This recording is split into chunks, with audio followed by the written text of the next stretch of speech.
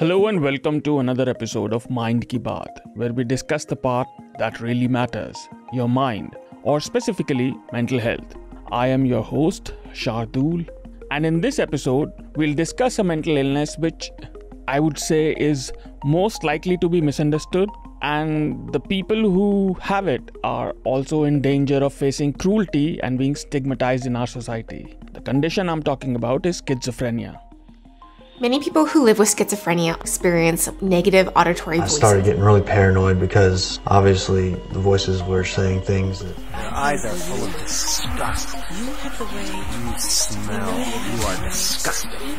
Where you don't see or actually hear anything, but you have these feelings that aren't necessarily real, where your friends hate you, your family hates you. A lot of the times, the voices will tell me that I'm going to go back into hospital. The anxiety, the doom and the darkness. That schizophrenia is really individual people experience it in a different way.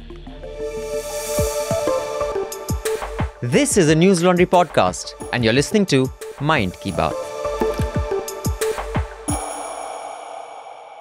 In India, people who live with schizophrenia are also an easy target of superstition, which can sometimes translate into ritualistic torture, although it is termed as some kind of supernatural cure.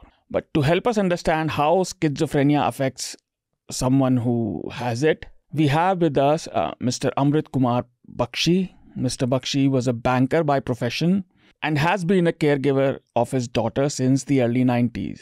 He has been the president of Schizophrenia Awareness Association since 2010. He has also served on the institutional board of National Institute of Mental Health and Neurosciences, NIMHANS, for 5 years, and over 3 years as the chairperson of Hospital Management Committee of NIMHANS. Hello, Mr. Bakhshy. Welcome to Newslaundry. Thank you, Shardul. Our second guest is Dr. Alok Kulkarni. Alok is a senior consultant psychiatrist with 11 years of experience. You've met him earlier in our bipolar episode. He trained at NIMHANS and was later awarded the IMH Marshall Fellowship Award by the University of British Columbia. Hello, Alok. Welcome back to Mind Ki Baat. Hi, Shardul. Hello, sir. Pleasure to be here.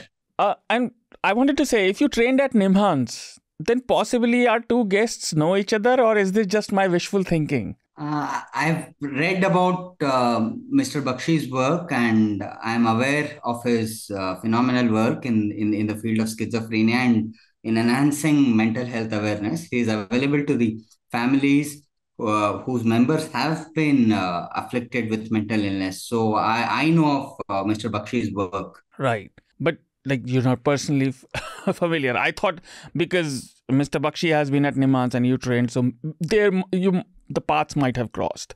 No, I have not met Mr. Bakhshy in person. Although I would love to do that, yeah. So before we go to our conversation, a few stats about schizophrenia.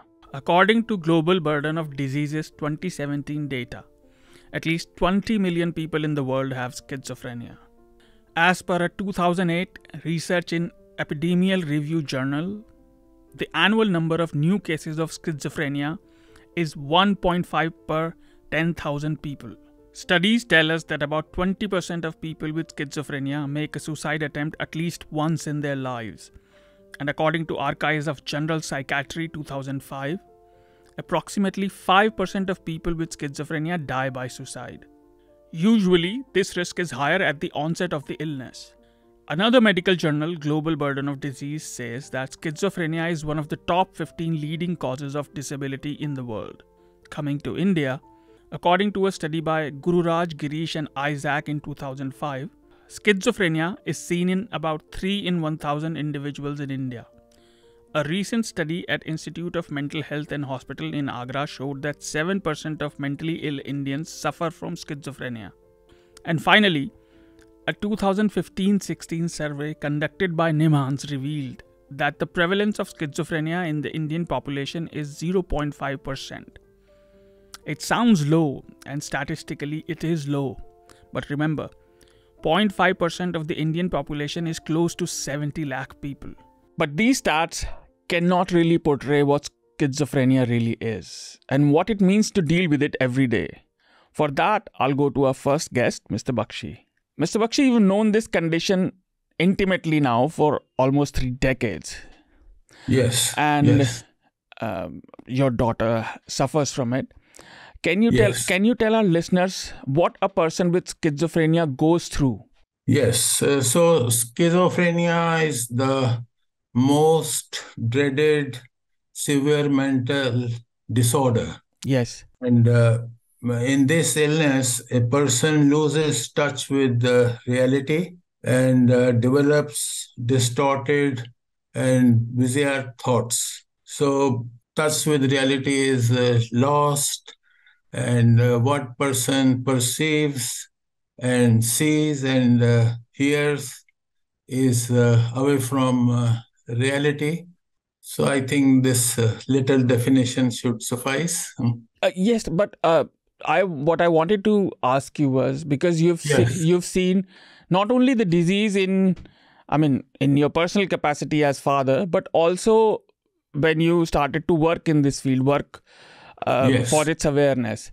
And when I was researching on schizophrenia for this conversation, it looked to me that this condition, as I said in the initial phase also, is most likely to be misunderstood. And especially in a country like ours where the literacy levels are really low, it is generally categorized as something supernatural. You see, this is what you say was true some 3 or 4 decades back.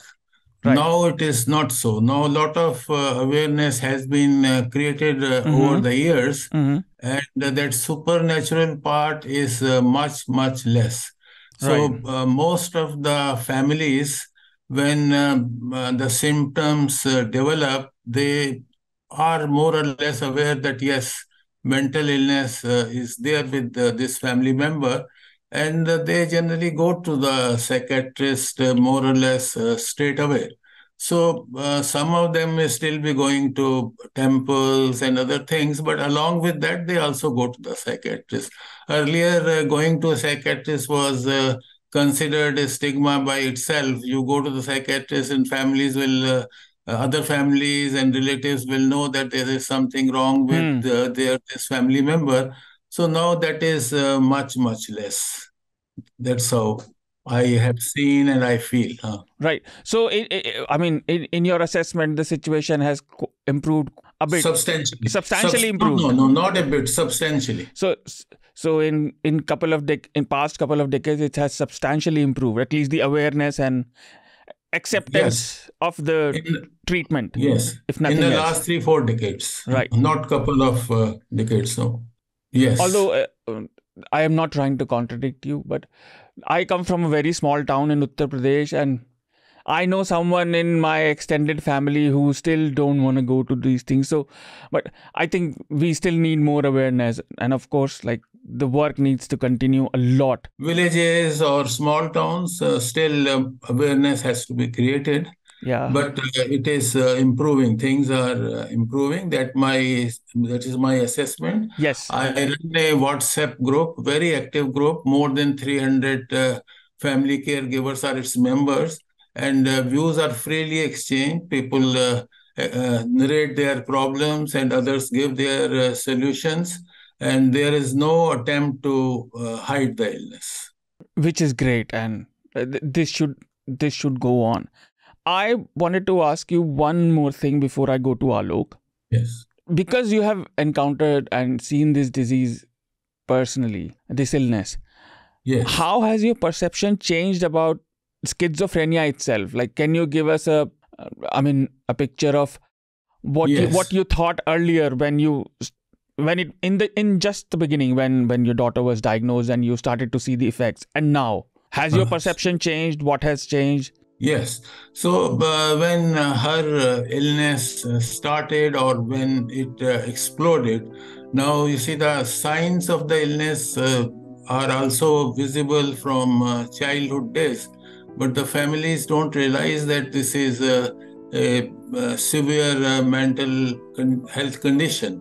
So they think, what is wrong? She or he is behaving so differently, erratically. It never occurs to them that this is schizophrenia. And what is schizophrenia is also not known. When it happened to my daughter, she was in a boarding school in Dehradun, and it happened to her.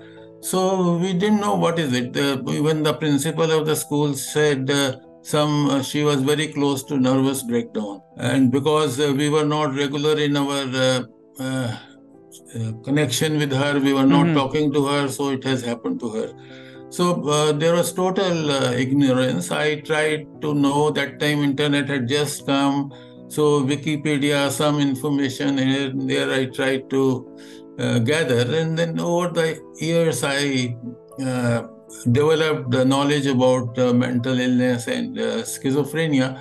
But that time it was zero. What is schizophrenia? How to spell schizophrenia? Nothing of this was known to me. And therefore, in the process, some mistakes were made, which proved fatal. So, but now those things will not be happening. And I developed enough knowledge about schizophrenia, but I never considered it a stigma, because it was not something wrong that we did. It happened to her. It's a part of the illness. We should do our best and help her in recovery. And we didn't know that at that time that there is no cure for it. And we always believed that she will be able to recover, and we were worried that she will lose 1 year and all. And now I realize that how insignificant that thing was. Her whole life is spoiled now, and we were wondering about that 1 year loss in her study. So even this Mr. Chatterjee, he was the associate professor at that time in NIMHANS. So he came to our house in Bombay, and my wife asked him, how long will it take, 1 year, 2 years? And he said minimum 5 years. So those were the things, that ignorance was very much there. And most of the families suffered because the illness became chronic. That was just a snippet. For the full podcast, head over to newslaundry.com. And while you're at it, don't forget to power the work we do by subscribing to Newslaundry and paying to keep news free and independent. Journalism at Newslaundry is powered by the public, because when the public pays, the public is served. Visit newslaundry.com/subscription and pick a payment plan of your choice. Pay to keep news free and independent. Your future, and indeed the future of democracy, depends on it.